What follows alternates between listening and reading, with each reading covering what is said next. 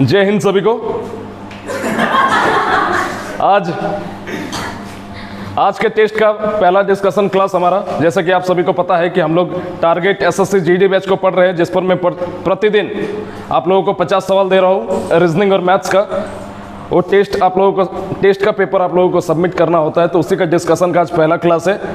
Offline class के student भी बने हुए हैं, तो जो सवालों में आपका डाउट है मैं 50 के 50 सवाल आपको एक्सप्लेन कर देता हूं। देखो, डिस्कशन हमेशा सुपर फास्ट मोड में होता है। कहने का मतलब एक्सप्रेस गाड़ी जिस तरह से चलती है उस तरह से डिस्कशन होता है। अगर आप चाहोगे कि स्लो डिस्कशन करवाए, ऐसा नहीं हो सकता, क्योंकि मुझे आधे घंटे के अंदर 50 सवाल को डिस्कशन करना है, इसलिए सुपर फास्ट स्पीड से होगा। आप लोग तैयार हो जाओ, कान में एयरफोन डाल लो और पढ़ने बैठ जाओ, और डिस्कशन करते हैं कि कौन कौन सवाल आप लोगों से नहीं बना, वो सब सवाल देख लेते हैं। अब पहले सवाल में आते हैं। रीजनिंग के सेक्शन को पहले हम लोग सॉल्व करेंगे। जो 25 सवाल रीजनिंग का था उसको पहले हम लोग डिस्कशन कर लेते हैं। बगल में आपको क्वेश्चन देखने को मिलेगा, आप लोगों को नहीं देखने को मिलेगा क्योंकि आप लोग देख चुके हैं। आप लोग पीडीएफ खोल के देखो, देखो पहला सवाल क्या है कि 20 लोगों के एक समूह में 8 लोग हिंदी पढ़ते हैं, 11 लोग अंग्रेजी पढ़ते हैं, जबकि 5 लोग इन दोनों में से कुछ नहीं पढ़ते हैं। तो उनमें से कितने लोग हिंदी और अंग्रेजी दोनों पढ़ते हैं? देखो NH यानी कि हिंदी पढ़ने वाले लोग कितने हैं? 8 है। NE कितना है? 11 है। टोटल कितना है? 20 है। यानी कि हिंदी पढ़ने वाले 8 लोग, इंग्लिश पढ़ने वाले 11 लोग, और टोटल पर्सन कितने हैं? 20 है। मैंने फॉर्मूला आपको एक बताया था, कब? जब परसेंटेज पढ़ा रहे थे तब, कि कभी भी अगर A यूनियन B बराबर क्या होता है? NA plus NB minus NA intersection B, यही तो होता है। इसमें एक बात और बोला है, जबकि 5 लोग इन दोनों में से कुछ नहीं पढ़ते, कि 5 लोग जो है ना ही हिंदी ना ही इंग्लिश पढ़ते हैं। कौन? 5 लोग। तो 15 लोग ऐसे होंगे जो हिंदी इंग्लिश दोनों पढ़ते होंगे, दोनों पढ़ते हैं। बताओ होगा कि नहीं होगा? 20 लोगों में से 5 लोग ऐसे हैं जो ना ही हिंदी पढ़ता है ना ही इंग्लिश पढ़ता है, तो 15 लोग ऐसा है जो हिंदी और इंग्लिश, या तो हिंदी या तो इंग्लिश पढ़ते हैं। तो ये किसका काम करेगा? इंटरसेक्शन का काम करेगा कि नहीं करेगा? तो हम लोग क्या करेंगे, जैसे यहाँ पे देखो NA हिंदी पढ़ने वाले लोग 8, NB इंग्लिश पढ़ने वाले लोग कौन है? कितने हैं? 11, और माइनस हम लोग कर देंगे क्या? अच्छा ठीक है, ये तो इंटरसेक्शन है ना जी, ये तो हमारा NA इंटरसेक्शन भी है। कितना है? 15। तो अब अगर हम लोग यहाँ से 15 को घटा देंगे, ठीक है, ये हमारा क्या आ जाएगा? हमसे पूछा क्या है कि उनमें से कितने लोग हिंदी और अंग्रेजी दोनों पढ़ते हैं। तो यूनियन का मतलब वही ना हुआ कि हिंदी और अंग्रेजी दोनों पढ़ता है। तो 11 और 8 कितना हो जाएगा? 19 में से हम लोग या तो अंग्रेजी या तो हिंदी पढ़ने वाले लोगों को घटा देंगे, जो कि 15 लोग हैं। तो 19 में से 15 जाएगा, तो आंसर विल बी 4। तो पहला सवाल का आंसर हो जाएगा 4। दूसरा सवाल देखो,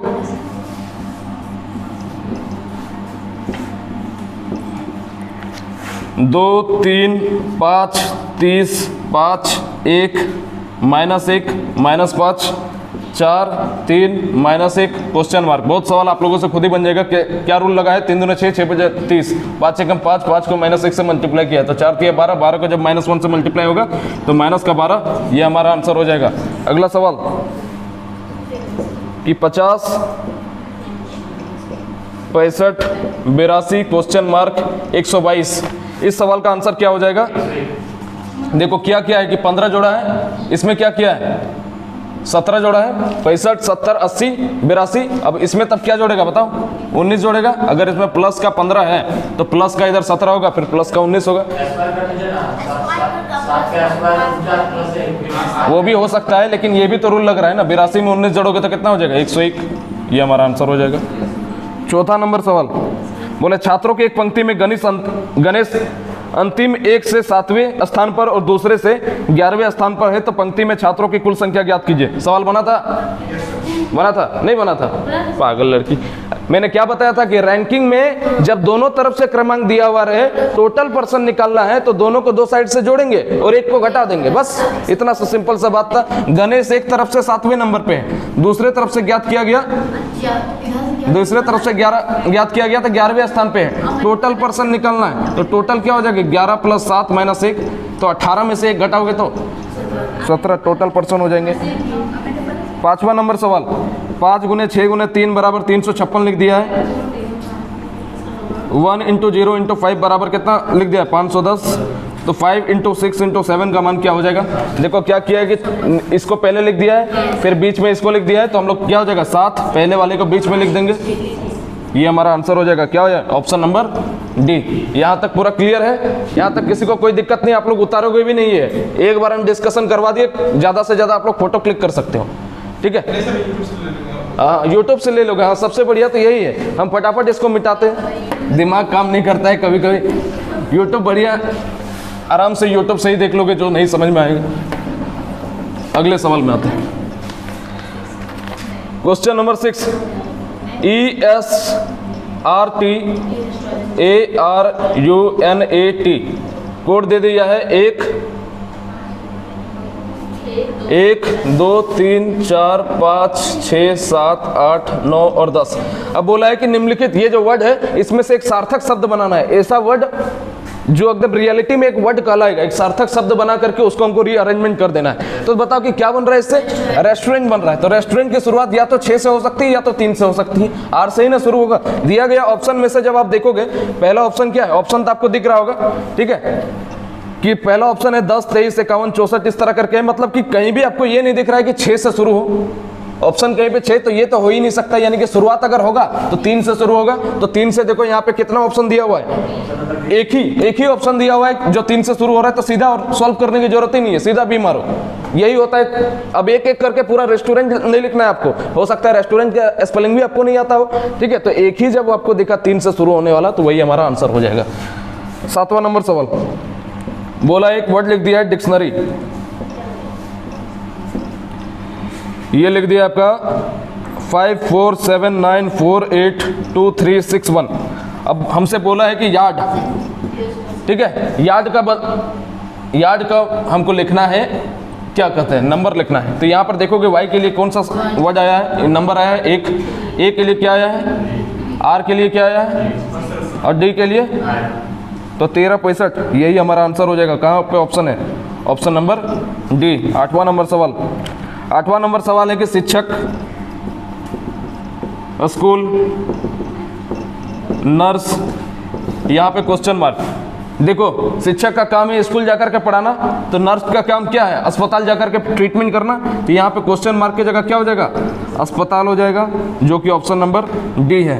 क्वेश्चन नंबर 9, 11 1331 समानुपात 9 क्वेश्चन मार्क। 11 का क्यूब है 1331, तो 9 का क्यूब हो जाएगा यहाँ पे क्या? 729। एक टेस्ट के लिए अलग कॉपी रखोगे, डेली जो डिस्कशन होगा उसको आपको नोट करना है। और डिस्कशन में क्या नोट करना है? जो सवाल आपसे फंसा है उसी को नोट करना है। ऐसा नहीं कि आप इसको उतारना शुरू कर दिए, इसको जो इंपॉर्टेंट सवाल लगा, जो आपको नहीं आता है वही नोट करना है, क्योंकि उससे आपका टाइम भी बचेगा, सीख भी जाओगे चीज़ों को। अगला 10 नंबर सवाल, खिड़की, बढ़ई, मूर्ति, क्वेश्चन मार्क। खिड़की बनाने का काम बढ़ई का है, तो मूर्ति बनाने का काम किसका रहेगा? मूर्तिकार का। सिंपल सा सवाल है, बन गया होगा आप लोगों से। 11 नंबर सवाल, मनोविज्ञान। मनोविज्ञान में मन के बारे में अध्ययन किया जाता है, उसी प्रकार अंक गणित में किसके बारे में? गणित अगर रहता तो वो ऑप्शन में हो जाता, लेकिन वो नहीं है, तो क्वेश्चन मार्क की जगह क्या हो जाएगा? अंक गणित में हम लोग संख्या के बारे में पढ़ते हैं। क्वेश्चन नंबर 12, बर्फ, ठंडक, पृथ्वी, क्वेश्चन मार्क। बर्फ को छूते हैं तो ठंडक महसूस होता है, तो पृथ्वी में क्या है? पृथ्वी में क्या है? अरे बर्फ में ठंडक होती है, तो पृथ्वी में क्या होती है? गुरुत्वाकर्षण होती है। गुरुत्वाकर्षण है, तभी आप लोग अभी बैठे हो, नहीं तो हवा में उड़ते। 13 नंबर सवाल बोला, दिए गए उत्तरों में से कौन सा निम्नलिखित का आरोही क्रम में सार्थक क्रम में होगा? पहला हमारा दे दिया है 0 640 आवर, दूसरा दिया है 1930, तीसरा दिया है 1335 आवर, चौथा है 2000। इसको क्या करना है? आरोही में लिखना है। आरोही मतलब आपको पता है, आशिकी 2 वाला आरोही 1 2 3 4, ठीक है। इसको हम लोगों को सीक्वेंस में लिखना है, यानी कि बढ़ते हुए क्रम में। तो सबसे पहले हम लोग छोटा वाला को लिखते थे। यहाँ में से सबसे छोटा कौन है? 640 है। फिर सेकंड नंबर पे कौन है? देखो तो 1335। फिर तीसरे नंबर पे कौन है? 1930। चौथे नंबर पे फिर कौन है? 2000। यानी कि क्रम क्या आया? 640 का क्रम 1 है, 1335 का ऐसे लिखते हैं ना, 1-3-1930 है ना, 2 और 2000 का 4, ये हमारा आंसर हो जाएगा। 1-3-2-4 ऑप्शन नंबर जो है मिला लेना, 1-3-2-4 ऑप्शन नंबर डी। आगे बढ़े, ठीक। देखो कितना देर में शुरू हुआ था। अच्छा, वीडियो से तो पता चल ही जाएगा कितना देर में डिस्कशन हो रहा है। अगला सवाल, क्वेश्चन नंबर, जल नहीं पीऊंगा, डायलॉग सुने हैं कि नहीं इसका? जय महाकाल। 14 नंबर सवाल क्या है कि BFDFG स्पेस, ये सवाल बना होगा। काउंट करेंगे 1 2 3 4 5 6 7 8 9 10, 10 है तो पेयर किसका किसका बनेगा? या तो 2 का बन सकता है या तो 5 का बनेगा। तो 5 का ही एक बार बनाते हैं, बड़ा नंबर से ही। तो आपको दिखेगा कि B के बाद F है और यहाँ पे आपको दिखा कि F के बाद G है, तो F के बाद यहाँ पे G आना चाहिए, और फिर F के पहले D है तो F के पहले यहाँ भी D कर देंगे। यहाँ तक क्लियर है? 4 सीक्वेंस मिला कि D, अच्छा D के पहले फिर B है तो यहाँ भी B भर देंगे। बच रहा है ये दोनों गैप, दोनों जगह जो है गैप है। यहाँ पे क्या फिल होगा ये ऑप्शन से हम लोगों को पता चलेगा। पहला ऑप्शन देखो, इतना तो कंफर्म है कि D आएगा, फिर G आएगा, फिर स्पेस आएगा, फिर B आएगा और फिर से स्पेस आएगा। यानी कि DGB कहाँ पे, कौन से ऑप्शन में मिल रहा है आपको? देखो तो DG space B, DG space B कहाँ पर आपको मिला? ऑप्शन नंबर B में। और दोनों जगह सेम नंबर होना चाहिए, इतना आप कंफर्म है। तो क्या होना चाहिए? GG हो जाएगा, यानी कि पहला ऑप्शन नंबर B। 15 नंबर सवाल है कि निम्नलिखित 15 से लेकर के 16 तक दिए गए विकल्पों में से विषम संख्या या विषम अक्षर हमें ढूंढना है। XWVU, दूसरा ऑप्शन है SRQP, तीसरा ऑप्शन है NMLK और चौथा ऑप्शन है EDCA। देखोगे UVWX, PQRS एक सीक्वेंस मिल रहा है, KLMN मिल रहा है, लेकिन A के बाद यहाँ C कर दिया तो ये हमारा D डिफरेंट हो जाएगा और यही हमारा क्या हो जाएगा? 16 नंबर सवाल, 24, 56, 84 और 94 4 ऑप्शन दिया हुआ है। ऑप्शन नंबर A, ये B, ये C और D। इसमें से डिफरेंट ढूंढना है। क्या डिफरेंट होगा? 4 से देखो ये भी कट रहा है, ये भी कट रहा है, ये भी कट रहा है, लेकिन ये 4 से नहीं कट रहा है, तो 94 इज डिफरेंट। D हमारा इस सवाल का आंसर हो जाएगा। 17 नंबर सवाल इधर बताते हैं, थोड़ा बढ़िया सवाल है। 17 नंबर सवाल क्या बोला कि A, B, C और D कैरम खेल रहे हैं। A, B, C और D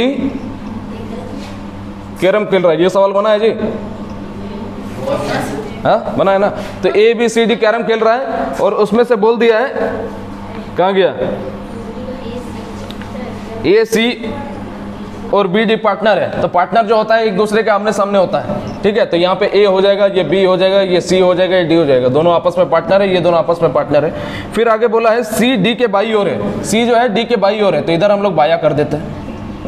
फिर आगे बोला है कि जिसका मुख दक्षिण की ओर है, और जिसका किसके साथ आता है? नजदीक वाले के साथ आता है, और तथा किसके साथ आता है? दूर वाले के साथ आता है। तो यहाँ पे जिसका यानी कि किसका प्रयोग किया गया, किसके लिए प्रयोग किया गया? डी के लिए, कि डी का मुंह जो है ये दक्षिण की तरफ है, तो ये दक्षिण की तरफ इसका मुंह कर दिए, ठीक है? और हमें पता है कि जब आप देखोगे, इधर लिखते हैं कि इधर क्या है? मेरा दक्षिण है, ऊपर में क्या है? हमारा उत्तर है, यू लिख रहे हैं। इधर हमारा क्या है? पूरब है, और इधर क्या है? हमारा पश्चिम है।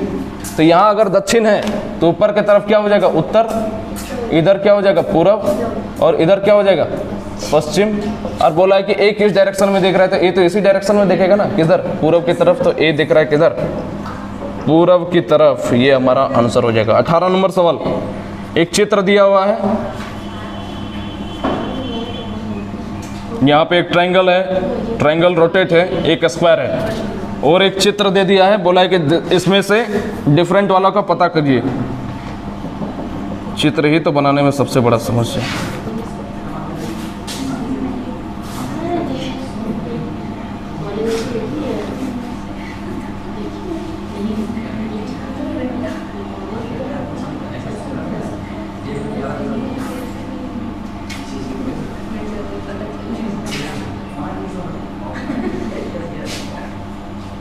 वाह, देख रहे हैं ड्राइंग मेरा? अच्छा, आंसर कैसे टिक कर देंगे, समझाना होगा ना। कि बोल रहा है कि दिए हुए चित्र में से कौन जो है उत्तर आकृति में सबमिट हो रहा है। तो एक ये चाहिए, देखो ये नीचे वाले से मिल रहा है। फिर हमारा क्या चाहिए, एक नीचे ये रोटेट हो, देखो यहाँ पे मिल रहा है, और ये ऊपर वाला कहाँ पे मिल रहा है, ऊपर वाला। तो ये ऑप्शन नंबर ए, ये बी है, ये सी है और डी है। तो दिया गया उत्तर आकृति कौन सा किसको फुलफिल कर रहा है, ऑप्शन नंबर ए को। 19 नंबर सवाल है, निम्नलिखित में से कौन सा आरेख छात्र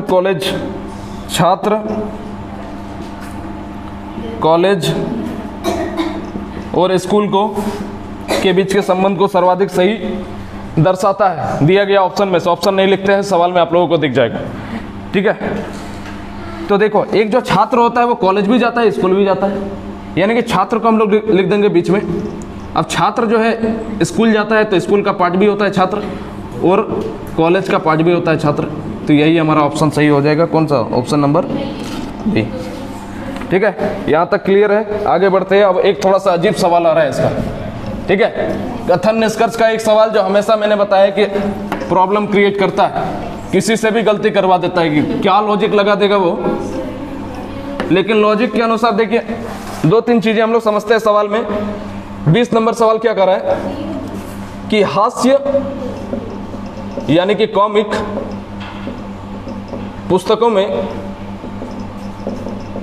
चित्र होते हैं, ठीक है। ये हमारा कथन है, ये क्या है, कथन है। और इसका निष्कर्ष दे दिया है 3। पहला निष्कर्ष है कि सभी पुस्तकों में चित्र होते हैं। दूसरा निष्कर्ष है पुस्तकों में चित्र हो भी सकते हैं या नहीं भी हो सकते हैं। तीसरा है हास्य पुस्तकों में, भिन्न पुस्तकों में चित्र नहीं होते हैं। देखो, इसके बारे में जब मैं कथन निष्कर्ष पढ़ा रहा था तब आप लोगों को मैंने बताया था, क्या बताया था, कि इसमें नेगेटिव नहीं सोचना है, पहली बात, ज़्यादा नहीं सोचना है, नॉर्मल सोच रखना है, जो कथन बोला है उसी से रिलेटेड सोचना है। तो कथन हमारा बोल रहा है कि हास्य कॉमिक पुस्तकों में चित्र नहीं होते, चित्र होते हैं, ठीक है, चित्र होते हैं। और पहला क्या बोल दिया कि सभी पुस्तकों में चित्र होते हैं, तो पहला तो ऐसे ही गलत हो जाएगा, ठीक है, कि सभी पुस्तकों में चित्र नहीं होता, ठीक है। दूसरा देखो, पुस्तकों में चित्र हो भी सकते हैं या नहीं भी हो सकते हैं, यहाँ पे हमको गलत हो गया, ठीक है। यहाँ पे मतलब हमको कंफ्यूजन ये हो रहा है कि इसका आंसर ये एग्जैक्टली होना चाहिए कि सभी, क्या बोला है कि पुस्तकों में चित्र हो भी सकते हैं या नहीं भी हो सकते हैं, है ना। और ये फैक्ट की बात है कि ऐसा है, लेकिन दिया गया स्टेटमेंट से मैच खा रहा है क्या। ये यहाँ पे बोला है हास्य कॉमिक पुस्तकों में चित्र होते हैं, और मैंने बताया है कि जो कथन दिया हुआ रहेगा उसी से रिलेटेड सोचना है ना। तो यहाँ पर क्या हो जाएगा, हास्य कॉमिक पुस्तकों में चित्र होते हैं, ठीक है, लेकिन ये दूसरे से कंपेयर कर दिया गया है, ठीक है। और यहाँ पे मैंने बताया कि नेगेटिव इंस्ट्रक्शन नहीं होना चाहिए, तो दूसरा वाला भी क्या हो जाएगा, गलत हो जाएगा। तीसरा, हास्य पुस्तकों में, भिन्न पुस्तकों में चित्र नहीं होते हैं। हास्य पुस्तकों से भिन्न पुस्तकों में चित्र नहीं होते हैं, तो ये तो ज़्यादा सोच दिया, एकदम बाहर सोच दिया कि हास्य पुस्तकों से कंपेयर करने के लिए बोला था, ये भिन्न पुस्तकों से कंपेयर करने लगा, तो ये भी हमारा गलत हो जाएगा।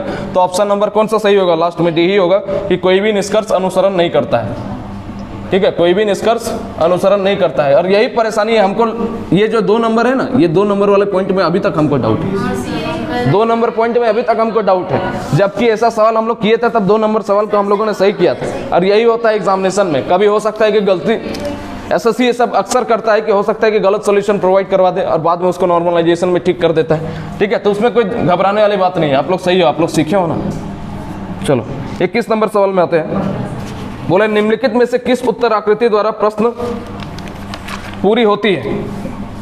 यहाँ पे 1 बिंदु, उसके बगल में 3 बिंदु, उसके नीचे 2 बिंदु, यहाँ पे क्वेश्चन मार्क दे दिया है और 3 ऑप्शन दिया हुआ है, तो कौन सा सही होगा बताओ। देखो 1 का 2 गुना हो गया, 1 स्टेप यहाँ पे बढ़ गया, तो यहाँ पे 3 अगर है तो अगले वाले में भी 1 बढ़ जाएगा और उत्तर आकृति क्या हो जाएगा, क्या ये जो आपको ऊपर में दिखा ना, इसमें 1 जोड़ेंगे तो 2 बनेगा, 2 बिंदु बनेगा, यहाँ पे 3 बिंदु है, इसमें 1 बिंदु जोड़ेंगे तो यहाँ पे नीचे 4 बिंदु बनेगा। बात समझे, बस वही है, छोटा सा लॉजिक है। और उत्तर आकृति क्या हो जाएगा, बी। 22 नंबर देखो, ध्यान से समझो, ऐसे बात मत करो ना, डिस्ट्रैक्ट मत करो, बहुत अभी सवाल है, नहीं तो ब्रेक देंगे, ब्रेक से आओगे उसके बाद फिर आगे का सवाल करवाएंगे। देखो 22 नंबर सवाल, ये हमारा सवाल है। अब बोला है कि दिया गया ऑप्शन में से कौन उत्तर आकृति को फुलफिल कर रहा है, इसको छापना ही पड़ेगा, कोई ऑप्शन नहीं है मेरे पास। 4 ऑप्शन का फटाफट छाप देते हैं कि पहला इस तरह है,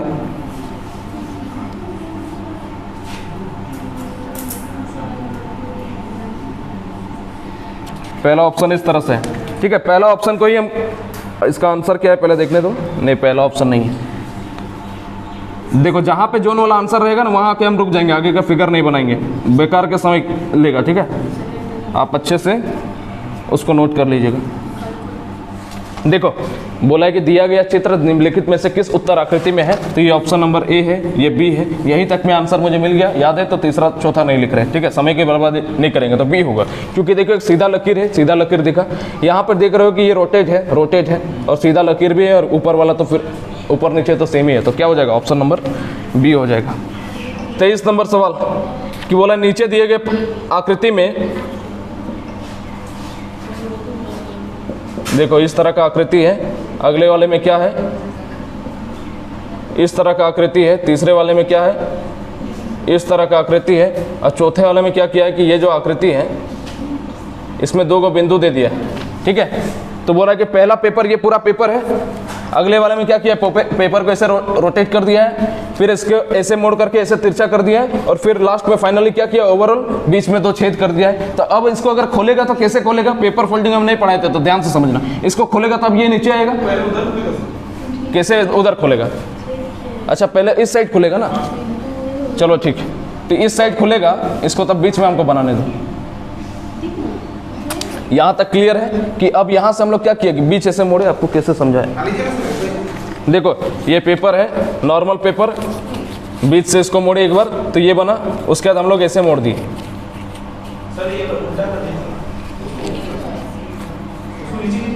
हाँ तो नीचे तो किए ना, पहले एक सीधा पेपर था पूरा, लो ये पूरा सीधा पेपर है, इसको मोड़ दिए, ठीक है, तो ये वाला आकृति बना।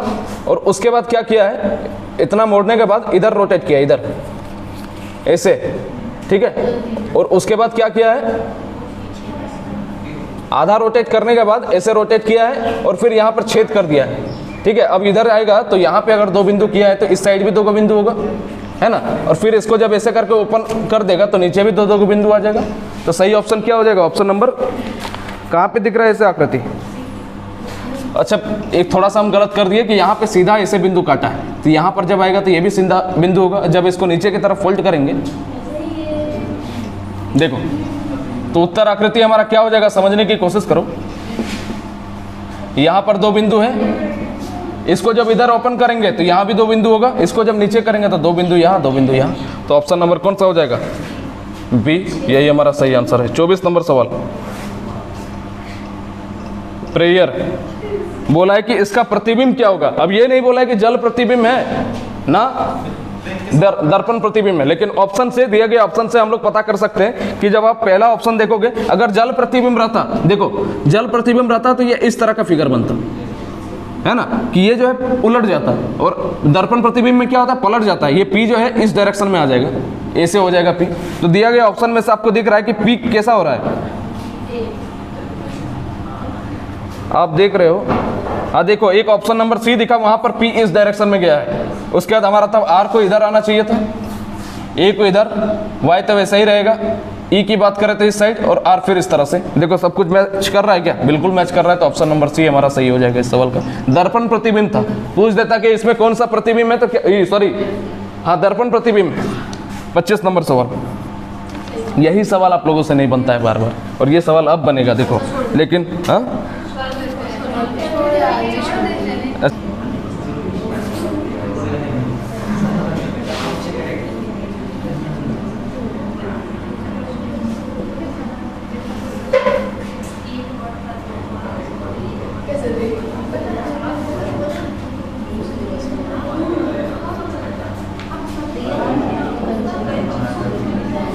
देखो हो गया। अब देखो इधर ध्यान दो, जब भी मैट्रिक्स का सवाल आए कैसे करना है, बहुत ही आसान है। देखो दोनों बॉक्स लिखा हुआ है, ये मैट्रिक्स 1 है, ये मैट्रिक्स 2 है। सबसे पहले ए के बारे में जो नोशन है कि 0 1 1 3, आपको बस रो और कॉलम को देखना है। रो समझते हैं ना कि ये जो सीधा जाता है इसको क्या कहते हैं, रो। सीधा जो खड़ा होता है इसको क्या कहते हैं, कॉलम। तो यहाँ पे ए के बारे में जिक्र है कि 0 1, और हमेशा पहले रो होता है फिर कॉलम होता है, तो ये क्या हो गया रो, और ये क्या हो जाएगा कॉलम। तो यहाँ पे ए के बारे में देखो, ये 0 के रो में है, 1 के कॉलम में है, दिखा। फिर यहाँ पे देखो 1 3 की बात करें तो 1 में देखो यहाँ पे एक पहले ए क्षैतिज देखे आप, ऊर्ध्वाधर में वर्टिकल देखे तो यहाँ पे ए देखो 1 3 में आ रहा है कि नहीं आ रहा है, यानी कि रो और कॉलम दोनों में सेम पोजीशन में आना चाहिए ए। फिर यहाँ पे देखो एस के बारे में बात किया 55 और 67, तो 5वां रो 5वां कॉलम, इसका कहने का मतलब है। तो देखो यहाँ एस दिख रहा है 5वां रो 5वां कॉलम में। फिर यहाँ 6 7 की बात कर रहा है, यहाँ पे देखो 6ठा रो 7वां कॉलम, एस आ रहा है बीच में, आया समझ में। अब देखो यहाँ पे हमको निकालना क्या है, के पी आर एस। तो के अब ढूंढो कहाँ पे है, यहाँ पे के दिखा तो के आपको 2 जगह दिखा। पहला तो यहाँ पर दिखा कि 5वां रो 7वां कॉलम, ठीक है, 5 सॉरी ये 5th पोजीशन वाला ये रो और ये 7वां वाला 7 नंबर वाला कॉलम। तो 5 7 बना, तो 5 7 ऑप्शन में है यहाँ पर अभी है, तो यहाँ पे टिक करते हैं, आगे चेक करते हैं। पी के बारे में जिक्र है तो पी देखो यहाँ पे कहाँ पे है, पी यहाँ पर है और यहाँ भी है। तो यहाँ पे यहाँ से हम लोग हेल्प ले लेते हैं ना, जब ये वाला ऑप्शन है तो आगे वाला हेल्प लेते हैं, सीधा 1 1 में देखते हैं सीधा क्या ए पी है क्या 1 1 में, तो 1 1 में देखोगे तो पी है, ये भी सेटिस्फाइड कर गया। 3 3 में देखो क्या ढूंढना है हमें, आर, तो 3 3 में देखते हैं, तीसरा रो तीसरा कॉलम आर मिला क्या, मिल गया। और देखो यहाँ पे 9 6 फिर आया है किसके लिए, एस के लिए, तो 9वां रो 6ठा कॉलम में एस आ रहा है, चारों हमारा सेटिस्फाइड कर गया, यानी कि सही आंसर क्या हो जाएगा, ऑप्शन नंबर डी हो जाएगा। आसान था सब, हाँ अब सब सवाल बन जाएगा, बस आपको रो और कॉलम में सेम वाला दिखना है। बात आया समझ में, ठीक है आगे बढ़ते हैं। चलो 25 सवाल मैथ्स का, और असली हमारा फेवरेट पोर्शन आ रहा है, ठीक है। आज जितना सवाल हम पढ़ाए हैं सब का सब लड़ गया है, मतलब कि डाटा नहीं लड़ा है लेकिन उसी टाइप का सवाल आया है। देखो 51 नंबर सवाल, 51 नंबर सवाल क्या कर रहा है कि एक फैक्ट्री में प्रति 9 में से 1 महिला कामगार है, यदि महिला कामगारों की संख्या 125 है तो कामगारों की कुल संख्या क्या होगी। देखो ये कॉमन सेंस लगाने वाला सवाल है, ये हम पढ़ाई नहीं है हम मानते हैं, लेकिन ये कॉमन सेंस लगा करके आसानी से बनाया जा सकता है। बनाया जा सकता है कि नहीं बनाया जा सकता है। देखो सवाल क्या बोला है, एक फैक्ट्री में प्रति 9 में से 1 महिला कामगार है, यानी कि 9 लोगों में 1 महिला कामगार है, ये यही बात बोल दिया है। अगर हमको टोटल चाहिए आदमी, फैक्ट्री का टोटल आदमी दिया गया डाटा में से चाहिए, तो हम क्या कर देंगे, महिला को जो है 9 से मल्टीप्लाई कर देंगे, टोटल आ जाएगा पर्सन। अरे आएगा कि नहीं, इधर ऐसा किधर ध्यान है आपका, बाद में देखना। पीडीएफ खोलो, पीडीएफ खोलो, अच्छा ठीक है खोलो पीडीएफ भी खोला नहीं है अभी तक।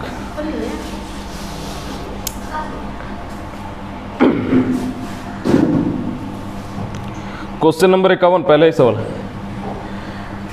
फिर से एक्सप्लेन कर रहे हैं। सवाल कहा है कि एक फैक्ट्री में प्रति 9 में से 1 महिला कामगार है, यदि महिला कामगार की संख्या 125 है तो कामगारों की कुल संख्या बताइए।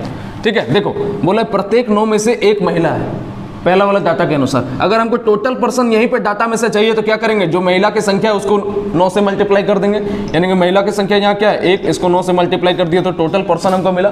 इसी तरह अब अगले डाटा में क्या बोल दिया है कि 125, यदि महिला कामगारों की संख्या 125 है और यहाँ पे महिला कामगार कितनी है, 1 है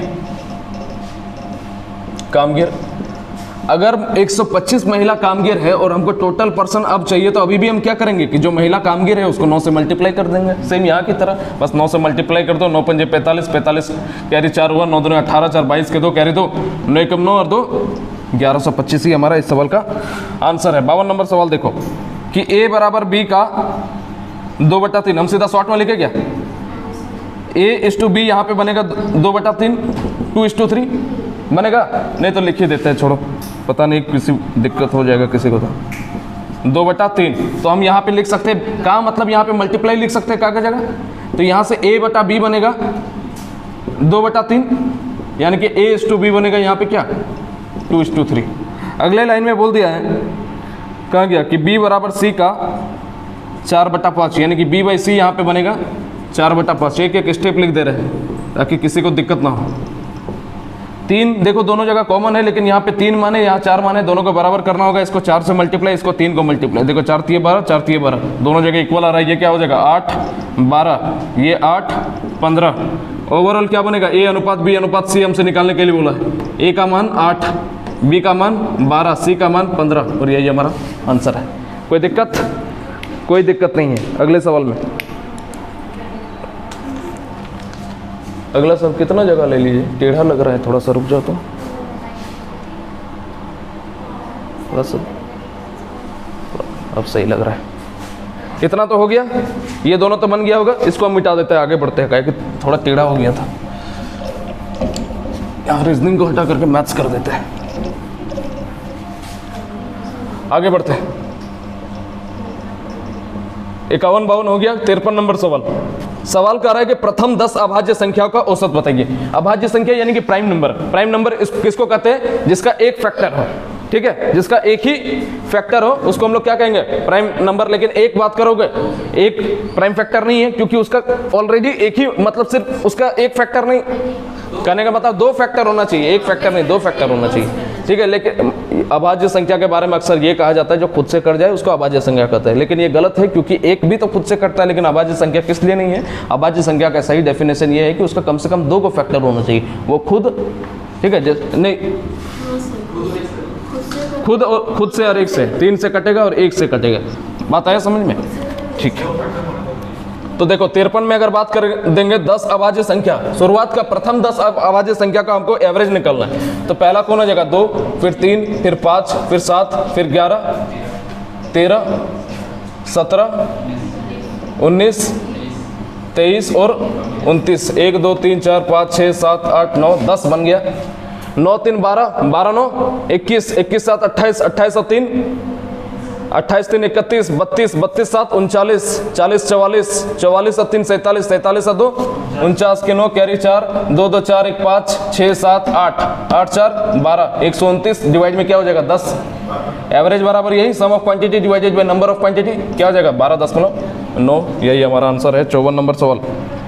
बोला यदि एक कमीज की लागत 20% की छूट देने के बाद 64 रुपये आती है तो उसकी मूल लागत बताइए, ठीक है। तो कमीज का कॉस्ट प्राइस या क्रय मूल्य हिंदी में लिखो तो कितना हम मान ले? एक्स मान लेते हैं। अब बोला कि एक्स में 20% का छूट दिया है तो देगा कितना में वस्तु को?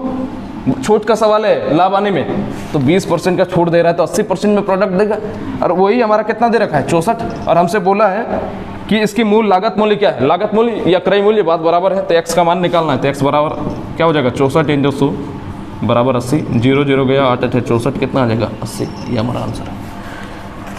55 नंबर सवाल। 55 नंबर सवाल क्या बोला? एक व्यापारी अंकित मूल्य पर 10% की छूट देता है, अभी भी उससे लागत मूल्य पर 17% का लाभ होता है, तो अंकित मूल्य पर अगर उसे बेचे तो लाभ प्रतिशत क्या होगा? देखो सबसे पहले अंकित मूल्य मान लो, किसी भी प्रोडक्ट का ये मार्कर का पहले अंकित मूल्य हमको लिखना होगा। अंकित मूल्य मैंने मान लिया 100 रुपये, और मैंने क्रय मूल्य मान लिया, कुछ भी मान सकते हो, लेकिन 100 मानना ज़्यादा आसान होता है। प्रॉफिट एंड लॉस याद आ रहा है? ऐसा याद आ रहा है ना? तो 100 रुपये मैंने क्रय मूल्य मान लिया, अंकित मूल्य मान लिया मैंने कितना? एक्स। और फिर आगे बोला है कि अगर उसे 10% की छूट पर बेचता है तो 17% का लाभ होता है। तो 17% का लाभ होता है, यानी कि सेलिंग प्राइस कितना हो जाएगा? 100 और 100 का 17%, यानी कि 117। 100 का 17% 17 ही ना होगा, यानी कि 100 रुपये की चीज को 117 में बेचेगा तब 17% का प्रॉफिट होगा। मार्क प्राइस मैंने मान लिया कितना? अंकित प्राइस 100 रुपये। अब बोला है कि ये जो अंकित मूल्य है इस पर 10% की छूट देता है, यानी कि प्रोडक्ट कितने में देगा? 90 में देगा। और 90 ये किसके बराबर हो जाएगा? 117 के बराबर नहीं हो जाएगा। बात आया समझ में? कि अंकित मूल्य में 10% का छूट देगा, और इतने में छूट देने के बाद उसे 10% का प्रॉफिट होता है। लैंग्वेज को समझने की कोशिश करो, ऐसे कंफ्यूज होने से काम नहीं चलेगा। और यहाँ से x का मान हमको निकालना है, तो x बराबर क्या हो जाएगा? 117 × 100 बटा 90। 0 0 यहाँ पे काटोगे 9 कि 9, 2 बचा 2 और 7 मिलकर 27, वो 9 3 27, यानी कि 130 रुपये मेरा क्या निकल करके आया? अंकित मूल्य। अब क्या बोला है सवाल में कि यदि वो अंकित मूल्य पर बेचता तो उसे लाभ क्या होता? 100 रुपए की चीज है, 130 में बेचेगा, कितने का प्रॉफिट? 30% का प्रॉफिट। तो वही अब हमको लाभ प्रतिशत निकालना है, तो निकाल देंगे आराम से कि लाभ प्रतिशत बराबर 100 की चीज को 130 में बेचा, यानी कि 30 रुपए का प्रॉफिट हो रहा है। क्रय मूल्य कितना है? 100 का। परसेंटेज निकालने के लिए 100 से मल्टीप्लाई, यानी कि 30%, यही हमारा आंसर हो जाएगा। थोड़ा सा स्पीड जाएंगे। और 55 में है 56 नंबर सवाल। बोला एक व्यक्ति को 160 रुपये में 90 बॉल पेन बेचकर 20% की हानि हुई, 96 रुपये में कितने बॉल पेन बेचा जाए कि 20% का लाभ होगा? सवाल बना है किसी से? नहीं बोले, बनाया है। देखो हम इसको बेसिक तरीके से आप लोगों को बताते रहे, ताकि बेसिक से ये सवाल ऐसा है ना कि ट्रिक, बहुत ट्रिक निकला है इसका, लेकिन ट्रिक निकालने की जरूरत ही नहीं है। बेसिक बनाओगे कभी गलती नहीं होगा। कि बोला है कि 190 बॉल पेन BP लिख दिया, ठीक है, 160 रुपये में मिलता है। देखो बोला है कि 160 रुपए में 90 बॉल पेन बेचकर ये सेलिंग प्राइस की बात कर रहा है। 160 रुपए ये क्या मेरा सेलिंग प्राइस है, और इसको लॉस कितने का हो जा रहा है? 20% का। तो एक बॉल पेन का अगर मैं सीपी की सेलिंग प्राइस की मैं बात करूं, एक बॉल पेन का विक्रय मूल्य की अगर मैं बात करूं तो 160/90 होगा, यानी कि 16/9 रुपये। यहां तक किसी को कोई दिक्कत का ध्यान है सर? ठीक है, तो एक बॉल पेन का सेलिंग प्राइस कितना है? 16/9 रुपये, और लॉस दे दिया है 16/9 रुपये, और लॉस कितना दे दिया है? 20% का। अब देखो मैंने आपको बताया था, एक फॉर्मूला मैंने बताया था, मुझे सीपी चाहिए। सीपी बराबर फॉर्मूला बताए थे SP × 100 divided by 100 plus minus profit oblique loss. तो सीपी अगर हमको चाहिए तो SP का मान रख दो यहाँ पे 16/9 × 100, और यहाँ पे क्या हो रहा है? 20 का हानि हो रहा है, तो यहाँ पे 100 में 20 घटाओगे तो नीचे क्या आ जाएगा? 20 चौके 80, 20 पच्चे 100, 4 चौके 16, यानी कि 20/9 रुपये मेरा क्या आया? सीपी आया। क्रय मूल्य आया कितना? 20/9 रुपये। अब अगले लाइन में क्या बोला है? यदि 96 रुपये में कितने बॉल पेन बेचे जाएंगे 20% का प्रॉफिट हो। अब ध्यान से समझो कि 96 रुपये में कितने बॉल पेन बेचे जाए, तो मैंने मान लिया कि X बॉल पेन है, कि 96 रुपये में बेच रहा है, और प्रॉफिट कितने का हो रहा है? 20% का। ध्यान से समझना, बहुत इंपॉर्टेंट सवाल है कि X बॉल पेन को 96 रुपये में बेच रहा है, तो एक बॉल पेन को कितने में बेचेगा? 96/X रुपये।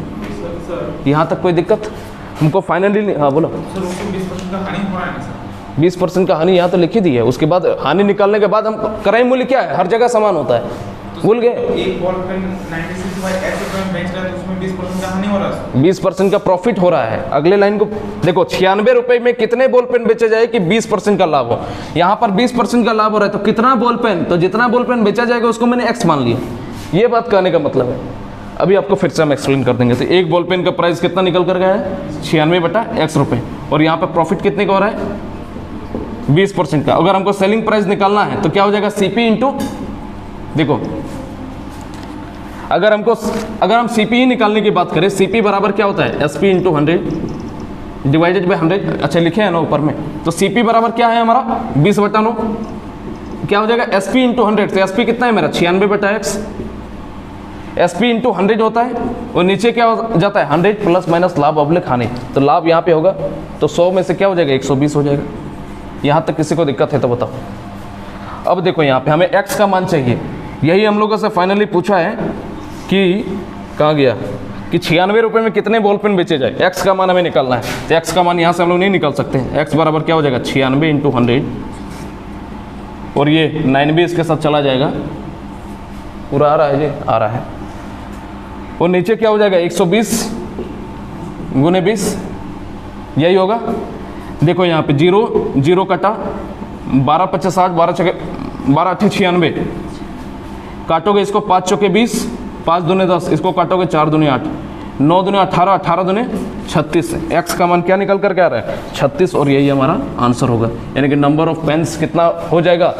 X 36 आ जाएगा। सवाल नहीं आया समझ में? आ गया? और बाद में क्या? अभी समझो क्या, पहला सवाल को ध्यान से समझना कि एक व्यक्ति को 160 रुपये का 90 बॉल पेन बेचकर 20% का हानि होता है। 90 बॉल पेन बेचता है 160 रुपये में, तो 20% का उसको लॉस होता है, हानि होता है। इधर ध्यान दो सा, ठीक है? तो एक बॉल पेन का अगर हम सेलिंग प्राइस बात करें तो यहाँ पे 160/90 होगा। यहाँ तक कोई दिक्कत नहीं संतोष? यहाँ पे जब सेलिंग प्राइस निकाले तो 16/9 रुपये आया, यहाँ तक भी कोई दिक्कत नहीं, लॉस हो रहा है 20% का। CP का फॉर्मूला हमें पता है, SP × 100 divided by 100 plus minus लाभ। तो CP यहाँ पर जब पुट करोगे, SP का मान रख दोगे 16/9, 100 तो कांस्टेंट रहता है, 100 में जब 20% का हानि हो रहा है तो यहाँ पे 80 हो जाएगा।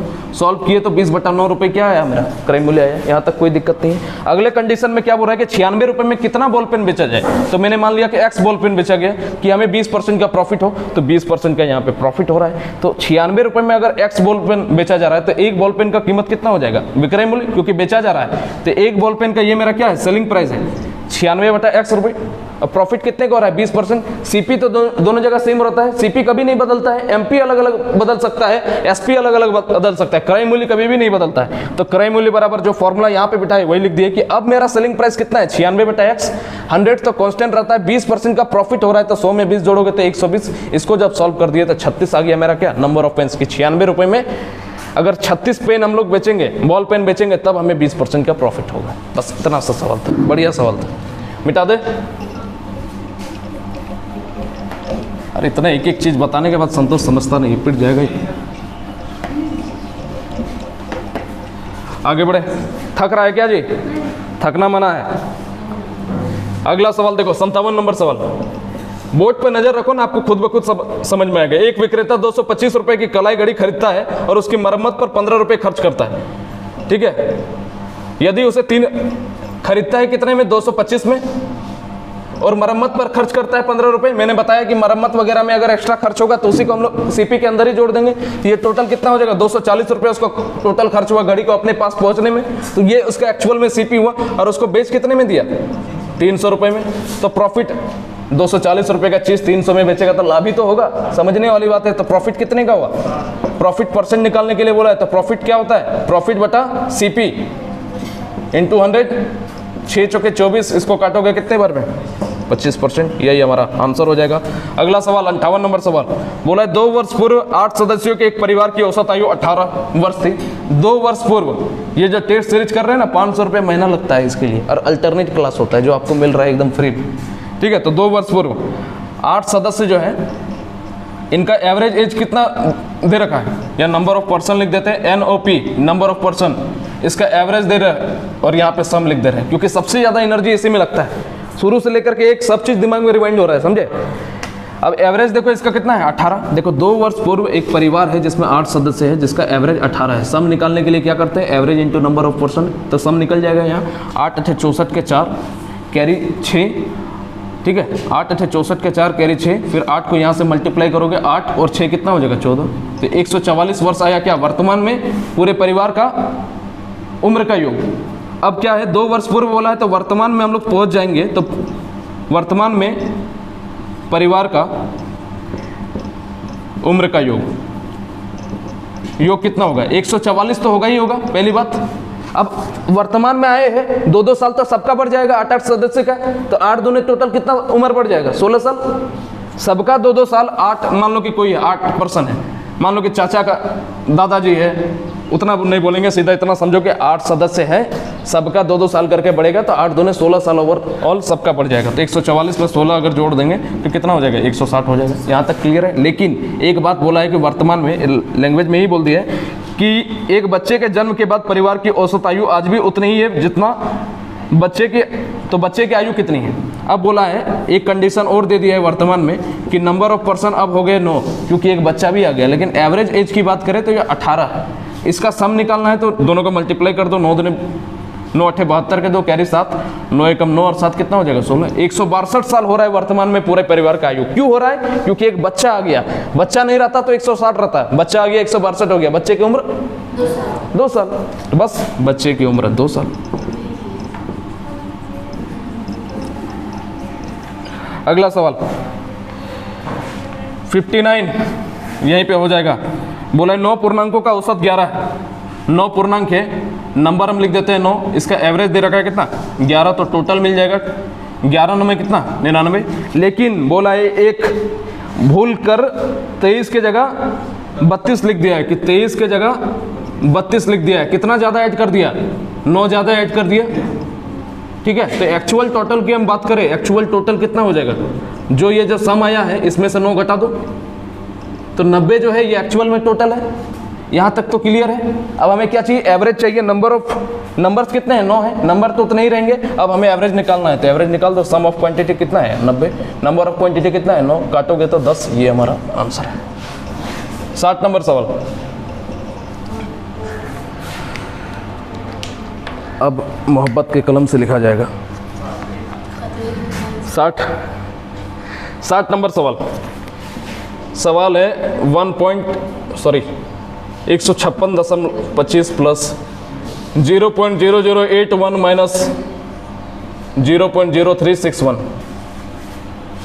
ये सवाल है, इसका मान हमें इवेलुएट करना है। सिंप्लीफिकेशन का सवाल है, आपको नज़र आ रहा है। हटाओगे नीचे 2 0, हटाओगे नीचे 4 0, यहाँ पे हटाओगे नीचे 4 0।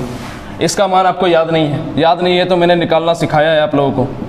न्यू डिवाइडिंग रूल, एक एक एक, 56 को नीचे उतार दोगे, एक और एक को जोड़ोगे तो 2, दोनों जगह सेम नंबर होना चाहिए। क्या रखोगे?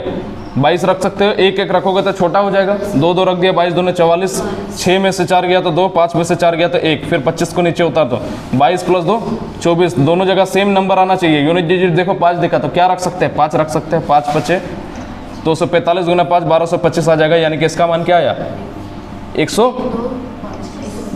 तो रूट के बाहर क्या निकलेगा? 125। आज 100 से क्या बाहर निकलेगा? 10, 81, 9, यहाँ पे 4 0 से बाहर 2 0, यहाँ पे देखो 361, 19, 4 0 से नीचे 2 0, इसका मान क्या हो जाएगा? 12.5, इसका मान 0.09, नीचे 2 0 है तो 2 अंक के पहले पॉइंट लग जाएगा, यहाँ पे नीचे 2 0 तो 2 अंक के पहले पॉइंट लग जाएगा। यहाँ माइनस का साइन है क्या? माइनस का साइन है। अब देखो 12.50 में जब 9 को जोड़ोगे तो 12.59 होगा, इसमें से 0.19 को घटा दो तो 9 में से 9 गया तो 0, 5 में से 1 गया तो 4, और 12 में से 0 घटाओगे तो ये तो 12 ही रहेगा, यानी कि 12.4 नहीं लिख सकते इसको। ये हमारा एक्चुअल आंसर हो जाएगा। कौन कौन बनाया है? बनाया ना? ठीक। वो जो स्लाइड निकाला है ना, हाँ इससे जो बताई थी एक बार शॉर्ट ट्रिक से उससे लिखा है। अच्छा, हो गया, ये यही पड़ गया है। 50 तरीका यहाँ बताने के लिए नहीं है, यहाँ प्रैक्टिस हो रहा है, समय लग रहा है ना। देखो 61 नंबर सवाल। अरे ये तो हलवा दे दिया, टाइम एंड डिस्टेंस तो हम लोग खेलते हैं टाइम एंड डिस्टेंस से, है ना, टाइम एंड वर्क से। ये सवाल क्या दे दिया है कि एक किसी काम को 20 दिन में, ये सवाल देगा हम लोगों को तो दम की वाला। अब क्या बोला है कि दोनों मिलकर के कितने दिन में काम करेंगे? टोटल वर्क क्या मान लोगे? दोनों से कटने वाली संख्या 60 मान लिए, इफिशिएंसी निकाल दोगे, 20 3 60, 30 दूने 60, ठीक है। तो क्या हो जाएगा? A + B कितने दिन में काम करेगा? तो क्या हो जाएगा? टोटल वर्क बटा उसका इफिशिएंसी, काट दोगे 12 दिन। ये तो एकदम आसान सवाल था। 62 सवाल क्या है? 3.5 प्लस इंटू 3/3/5 क्या बोलेंगे जी? कैसे बोलेंगे इसको? 3/5 बोलते कैसे? इसको भूल गए हम। अच्छा 3/3/5, हाँ ठीक है, यहाँ तक सही है। फिर प्लस 2/5 इंटू 2/5, बड़ा लंबा वीडियो बन जाएगा जी। कितना हो गया? 20 मिनट हो गया, 1 घंटा का बन जाएगा, देखेगा तब तो। अब देखो यहाँ पे क्या दिखा आपको? 18/5 इंटू 18/5 प्लस उतना तो टाइम लगेगा ही, 2 इंटू 18/5 इंटू 2/5 प्लस 2/5 इंटू 2/5, क्या दिखा? A² plus 2AB plus B² दिखा कि नहीं? यानी कि बनेगा क्या? A + B का होल स्क्वायर। A का काम कर रहा है 18/5, B का काम कर रहा है 2/5 और इसका होल स्क्वायर, यानी कि वो अंदर बनेगा 20/5, इसका होल स्क्वायर। काटोगे इसको 4 बार में, 4 का स्क्वायर क्या? 16। कहाँ गया? अच्छा मोबाइल खोज रहा है, मोबाइल से पढ़ाने का आदत हो गया ना वो, इसलिए। अगला सवाल 63 नंबर बोला है 5 घंटे एक साथ बजना शुरू करते हैं और क्रमशः 6, 7, 8, 9 और 12 सेकंड के अंतराल पर अगर बजते हैं तो कितने सेकंड बाद फिर से वो एक साथ बजेंगे? क्या निकालते हैं हम लोग? इसका एलसीएम निकालते हैं। तो एलसीएम निकाल दो। सबसे पहले एलसीएम कैसे निकालेंगे? फैक्टर में तोड़ोगे। 3 के मल्टीपल में सबसे बड़ा 9, 2 के मल्टीपल में सबसे बड़ा 8 और 7 एक एक्स्ट्रा टर्म बन गया, क्योंकि यहाँ पे बनेगा 2 3, 2 3 तो 9 के अंदर और 2 के 8 के अंदर ही आ जाएगा। 12 4 3, 3 तो आ गया 9 के अंदर, 4 आ गया 8 के अंदर, यानी कि ओवरऑल हमारा यही बनेगा। क्या बन जाएगा? 9 8 72 को 7 से मल्टीप्लाई कर दो, 7 दूने 14 के 4, कैरी 1 7 7 49 और 1 50। ये हमारा यानी कि 504 सेकंड बाद वो घंटी जो है एक साथ बजेगी। 64 नंबर सवाल। अब देखो एडवांस मैथ का सवाल आ गया, बहुत बढ़िया सवाल है, ठीक है, ध्यान से समझना, सिर्फ एकदम आसान हलवा सवाल है। बोला है कि यदि ट्रायंगल ABC B पर समकोणीय है, B पर समकोणीय, कभी भी बोले कि यहाँ पर समकोणीय है यानी कि उसको रखना है 90 डिग्री के पास। समकोण त्रिभुज रेक्टेंगल जानते हो, सॉरी राइट एंगल ट्रायंगल जानते हो। बोला है कि B पर समकोण है यानी कि B पर 90 डिग्री का एंगल बना देंगे। अरे B दोनों जगह लिख दिए हड़बड़ी में, चलो कोई बात नहीं, यहाँ तक क्लियर है। देखिए ये सब हम पढ़ाते हैं ना, एडवांस में आते हैं ना, मेरा दिमाग बहुत भयानक काम करता है कि एकदम सब चीज़ सारा प्रॉपर्टी एक ही बार बता दें। हाँ क्या बन गया? बन गया ना, तो समझो ना, अभी हम आपको दिमाग खोलने का काम कर रहे हैं। देखो इसमें से आगे क्या बोला है कि AB = 15, BC = 20, ये दिया है। करना हमें चाहिए पाइथागोरस थ्योरम लगाओगे आप लोग, पाइथागोरस थ्योरम लगाना ही ट्रिपलेट लगा दो। ट्रिपलेट के बारे में कभी बताया है? नहीं बताया है। ट्रिपलेट क्या होता है कि ये जो है लास्ट में जो दिखता है ये कर्ण होता है, ठीक है। एक्चुअल में ये कर्ण होता है 3 4 5 5 12 13 7 14 7 15 17 9 40 41 इस तरह करके ट्रिपलेट कुछ होता है। यहाँ पर देखोगे कि ये 5 का मल्टीपल 15 है, फिर इसका मल्टीपल कितना हो जाएगा, 5 चौके 20 मिला, तो ये भी इधर 5 का मल्टीपल ये कितना हो जाएगा 25। तो आपको पाइथागोरस थ्योरम लगाने की जरूरत ही नहीं है, आप डायरेक्टली भी लगा सकते थे। डायरेक्ट 15 का स्क्वायर 225 प्लस 400 625 होता है, जो 25 का स्क्वायर होता है, निकाल सकते थे। लेकिन हम यहाँ तक इसको 25 निकाल दिए ट्रिपलेट से, वो भी तरीका आपका सही है पाइथागोरस लगाने पे। अब देखो हमको निकालना क्या है, इसका रेडियस निकालना है, अंतः त्रिज्या निकालना है। अंतः त्रिज्या कैसे निकालते हैं पता है? देखो सबसे पहली बात, इसको परित्रिज्या बोला है ना जी, परित्रिज्या बोला। इसको परित्रिज्या कहते क्यों है? परि मतलब क्या, बाहर में जो बनेगा। परित्रिज्या इसको इसलिए कहते हैं क्योंकि इसको सबको टच करते हैं हम लोग एक सर्कल बना सकते हैं, इसीलिए इसको परित्रिज्या कहते हैं। परित्रिज्या अगर कह देंगे तो आपको ये दिख रहा है कि ये तो इसका क्या है, डायमीटर है, व्यास है, और व्यास का आधा क्या होता है, रेडियस होता है ना। ये कंप्लीट क्या है, AC बराबर हमारा क्या है, व्यास है, डायमीटर है, और रेडियस क्या होता है, d/2। यानी कि हमारा यहाँ पे रेडियस बराबर क्या हो जाएगा बताओ, 25 का आधा यानी कि 12.5। एक इसका ट्रिक बना देता है। ट्रिक ये बनाता है, किस तरह जो ट्रिक बनाया था, सबको जोड़ करके किस तरह से समथिंग करते हैं। ट्रिक छोड़ो, ट्रिक लगाने की जरूरत नहीं है, सीधा बेसिक इसका समझो कि रेडियस, इसको परित्रिज्या क्यों कहे, क्योंकि तीनों वर्टेक्स को टच करते हुए हम लोग एक बार में सर्कल ड्रॉ कर सकते हैं। अगर अंदर में ड्रॉ कर पाते तो वो अंतःत्रिज्या हो, बाहर में सर्कल ड्रॉ कर पाए तो वो उसको परित्रिज्या कहते हैं। अभी नहीं पढ़ाए ज्योमेट्री, जब पढ़ाएंगे तब ये सब बच्चों का खेल हो जाएगा आप लोगों के लिए, ठीक है। आगे बढ़ते हैं, जल्दी से जल्दी कंप्लीट करना है, और ज़्यादा सवाल नहीं, मात्र 10 सवाल है। अगला सवाल कहाँ गया, 65 नंबर सवाल कह रहा है कि 750 रुपये अंकित मूल्य का एक रेडियो सेट 570 में बेचा जाए। देखो मार्क प्राइस दे दिया है 750, सेलिंग प्राइस दे दिया कितना, 570 रुपये में। तो हमें चाहिए छूट की दर, रेट कितना है, ये हमें फाइंड आउट करना है। जाओ वीडियो से देख लेना, बाकी छूट की दर हमें निकालना है। अब देखो कि 750 है, इस पर कोई ना कोई तो डिस्काउंट देगा, तो हम लोग क्या मानते हैं उसको 100 माइनस R डिवाइडेड बाई 100, और इसको कितने में प्रोवाइड मिल गया, 570 में, यही तो होगा। अरे R निकालना है, 100 में से ही तो समथिंग माइनस होता है, इस बात को समझे कि नहीं समझे। अब देखो 0 0 गया, 100 माइनस R बराबर क्या हो जाएगा, 570 गुने 10 डिवाइडेड बाई 75। इसको लिख सकते हैं 57 गुने 100 बराबर 75/75, 25 3 75, 25 चौके 100, काटोगे इसको 3 एकम 3, 3 9 27, 19 19 38 38 76। तो 100 माइनस R का मान कितना आया, 76। तो R का मान क्या हो जाएगा, 100 माइनस 76 यानी कि 24%। ये सवाल करवाए थे कि नहीं करवाए थे बताओ, इसे 76 4 80 करवाए थे कि नहीं। तो R का मान कितना आ गया, 24%, यही हमारा आंसर होगा। 66 नंबर सवाल, ठीक है। डिस्कशन ऐसे ही होता है सुपर फास्ट, यहाँ पे बातचीत इंटरटेनमेंट कुछ नहीं होगा। फटाफट सवाल बनाओ और घर भागो। देखो 66 नंबर सवाल क्या कर रहा है कि A, B और C मिलकर 150 रुपये प्रतिदिन कमाते हैं। A, B और C मिलकर के कितना कमाता है, 150 रुपये कमाता है। A और C के बारे में बात कर दिया है कि 94 रुपये कमाता है। B और C के बारे में बात कर दिया है कि 76 रुपये कमाता है। अब देखो यहाँ से इन दोनों से पता करने की कोशिश करो, A और C को यहाँ पे पुट करेंगे तो B का मान निकल जाएगा। तो B का मान कितना, तीनों का सम 150, 94 अगर यहाँ पे रख देंगे A और C का मान, तो B का मान निकल जाएगा। 150 में से 94 को घटा दो, कितना हो जाएगा, 56 होगा कि नहीं। यहाँ पे देखो B और C का मान, देखो B और C का मान यहाँ पे पुट करेंगे तो A का मान निकल सकता है कि नहीं। 150 में से क्या घटा देंगे, 76 घटा देंगे, तो 76 प्लस 4 जोड़ोगे तो 80। 150 बनाना है और क्या जोड़ना पड़ेगा बताओ, 74। 74 और 76 को जोड़ोगे तो 150 नहीं बनेगा। 94 और 56 को जोड़ोगे तो 150 नहीं होगा। इंडिविजुअली A का मान आ गया, ये किसका मान है, अच्छा A प्लस से नहीं करें, ये B का मान है। 74 किसका मान है, A का मान है। हमें C का मान निकालना है, तो C का मान क्या हो जाएगा, 150 में से B माइनस A। यहाँ पे देखो C बराबर क्या हो जाएगा, यहाँ पे 150 माइनस A प्लस B होगा कि नहीं। तो यहाँ पे निकाल देंगे 150 माइनस दोनों का योगफल, 6 4 10, कि 0 कैरी 1 7 5 12 1 13 130 घटाएंगे 150 में से 20, यही हमारा आंसर हो जाएगा। ठीक है, फिर एक एडवांस मैथ का सवाल आ गया।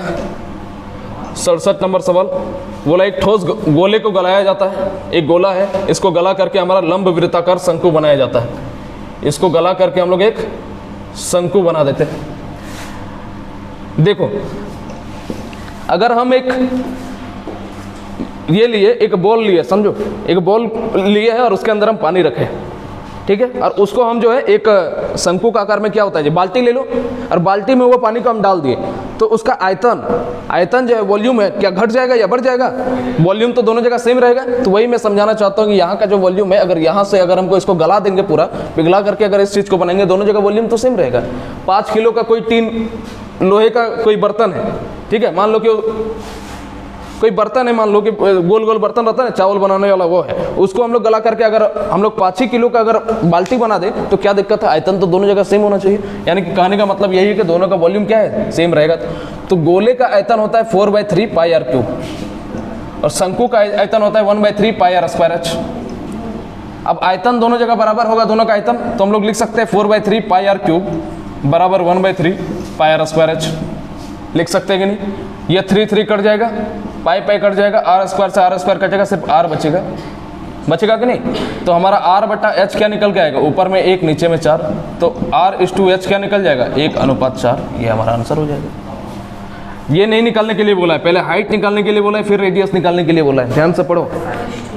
67 में क्या बोला है कि शंकु की ऊंचाई और त्रिज्या का अनुपात ज्ञात करें। एक ऑप्शन ऐसे भी दे देता, तो पहले ऊंचाई बोला है तो पहले ऊंचाई को लिखना होगा, फिर त्रिज्या को लिख दो, ये हमारा एक्चुअल में आंसर हो जाएगा। क्लियर है? आगे बढ़े। 68 नंबर सवाल। ऐसे में काम नहीं चलेगा, जुनून होना चाहिए, ठीक है। जुनून तो है आप लोगों में, और जुनून होना चाहिए कि जब तक पढ़ाएंगे नहीं तब तक जो है ढीला नहीं पड़ना है। सवाल कहा है कि 30.6 किलोमीटर प्रति घंटा को निम्नलिखित में से किसके बराबर है? ऑप्शन में दिख रहा है कि सब ऑप्शन मीटर पर सेकंड में है ना। तो मीटर पर सेकंड में कैसे हम लोग चेंज करते हैं? ये किलोमीटर पर आवर में। बड़ा में से छोटा में जाना है तो 5/18 से मल्टीप्लाई, छोटा वाले से मल्टीप्लाई करना है, याद आ रहा है? तो 5/18 से मल्टीप्लाई कर देंगे। अब ये टोटल किस में आ जाएगा? मीटर पर सेकंड में आ जाएगा। सॉल्व करो, पॉइंट हटाओगे, नीचे 0, 2 बार में इसको काटोगे 153। ये क्या 18 है ना, 9 दूने 18, इसको काटोगे 9 का पड़ा में, 9 एकम 9, कितना बचेगा? 63, 9 7 63 आया क्या? 17/2, काटोगे तो 8.5 मीटर पर सेकंड। यही हमारा आंसर हो जाएगा। बात क्लियर है? क्लियर है। आगे बढ़ते हैं। जो सवाल फंसा है, नहीं आपसे बना है, उसको एक कॉपी में नोट करोगे सब चीज।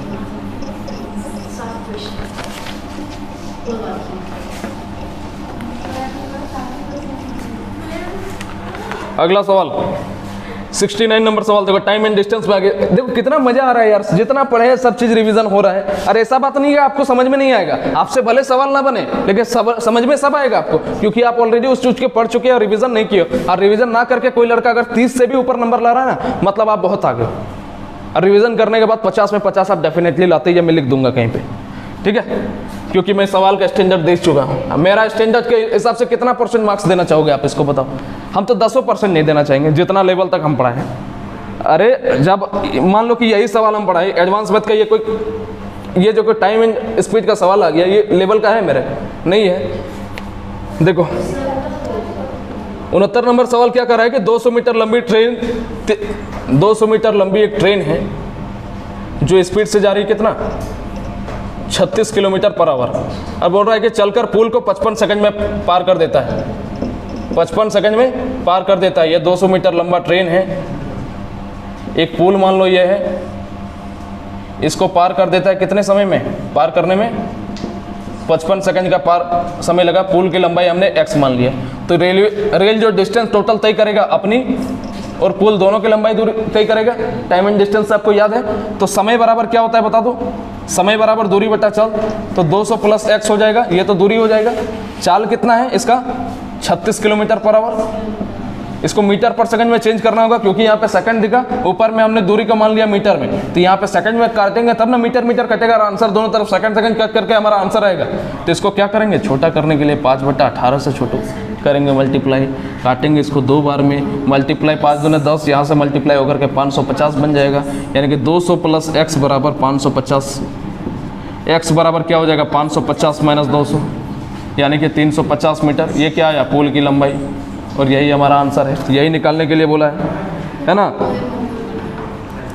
70 नंबर सवाल, एकदम सिंपल सवाल। दो बराबर राशि 7% और 5% के साधारण ब्याज पर उधार दिया गया है, तो दो ऋणों पर अर्जित ब्याज 4 वर्ष में 960 रुपये होते हैं, तो उधार दी गई राशि क्या है, ये नहीं बनाई हो।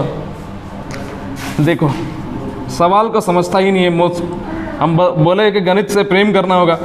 मूलधन कितना है P, टाइम दे दिया है कितना 4, और रेट दे दिया है पहले वाला, एक रेट दिया है R1 लिख देते हैं, R1 बराबर 7% एंड R2 बराबर कितना, और 4 वर्षों का कुल ब्याज दे दिया है कितना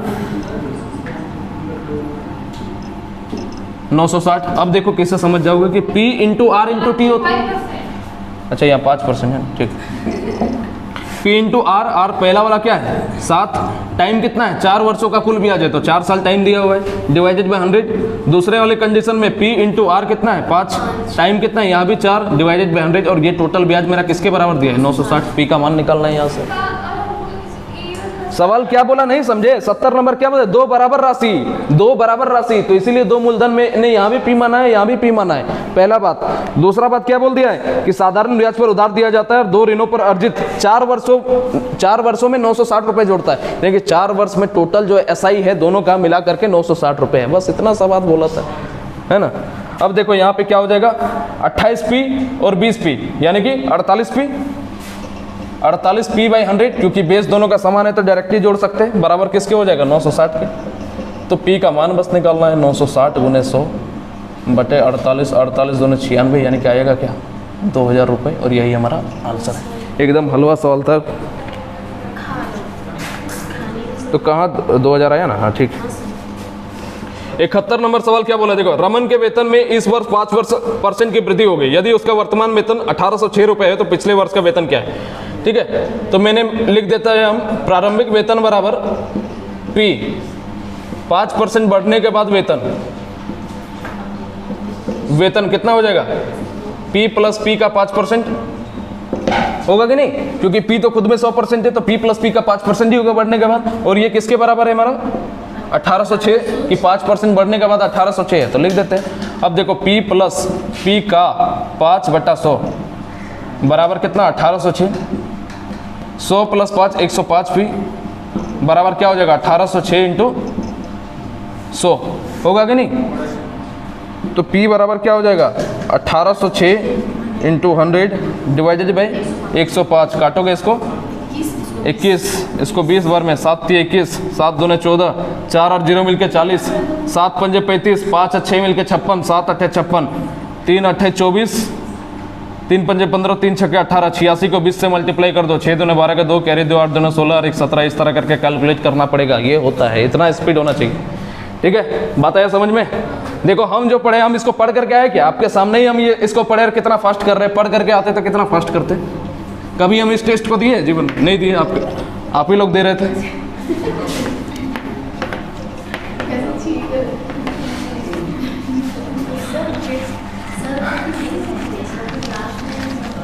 देखो 72 नंबर सवाल लास्ट में दिया भी आएगा। अब 72 नंबर सवाल क्या बोला, एक परीक्षा में 80% लड़के अंग्रेजी में पास होते हैं, तो PE लिख देते हैं, पास इन इंग्लिश 80%। फिर आगे बोला है कि पास इन मैथ 85%, और बोला है जबकि 75% लड़के दोनों में विषयों में पास हुए हैं, तो क्या हो जाएगा ये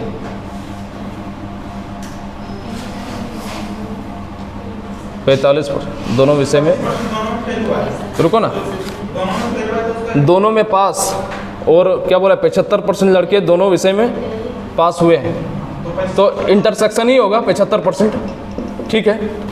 अब बोला है कि 45 लड़के दोनों विषय में फेल हुए हैं, तो टोटल पास हम लोग निकाल देते हैं। पास यूनियन मतलब क्या होता है टोटल पास, अरे यूनियन मतलब टोटल ही ना होता है, क्या हो जाएगा PA प्लस PM।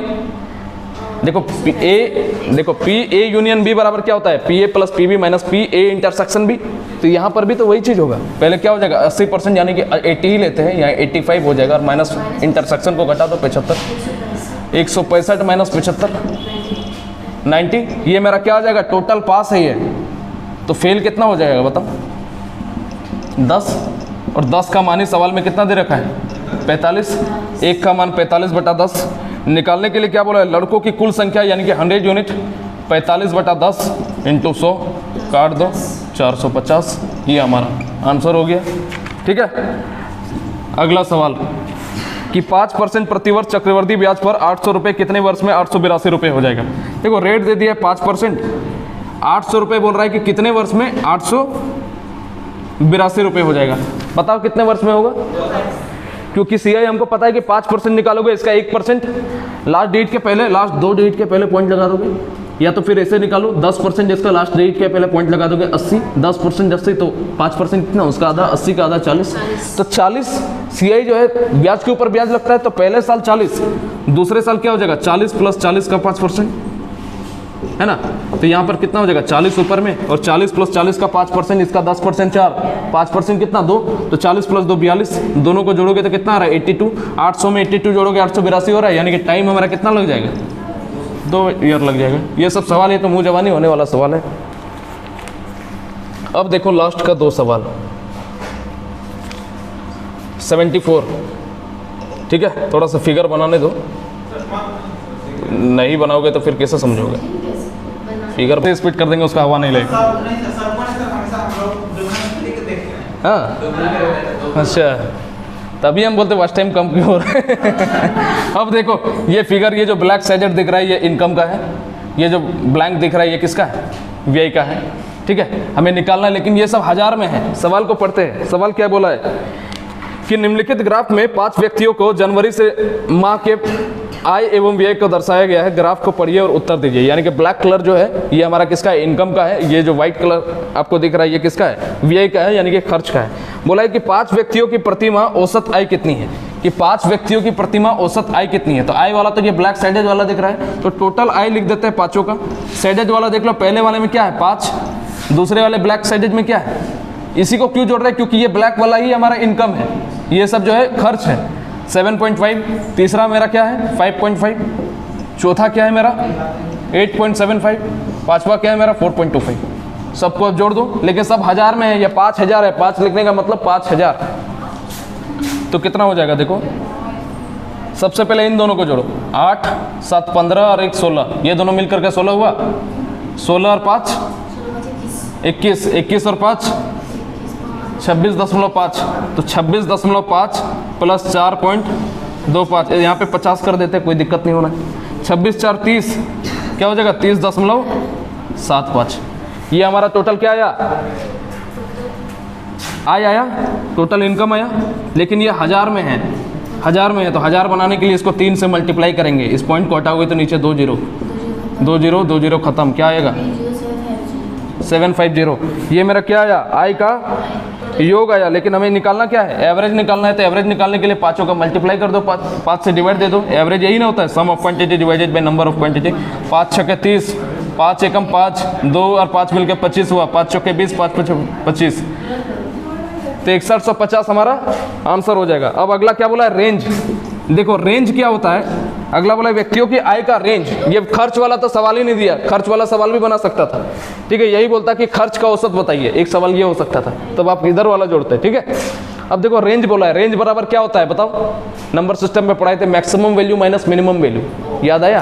तो आय में यहाँ पे मैक्सिमम क्या दिखा आपको 8.75, मिनिमम क्या दिखा आपको, देखो तो सब में से नहीं, ये ब्लैक वाला ना आए है, सब देखो यहाँ पे मैक्सिमम में 4.25।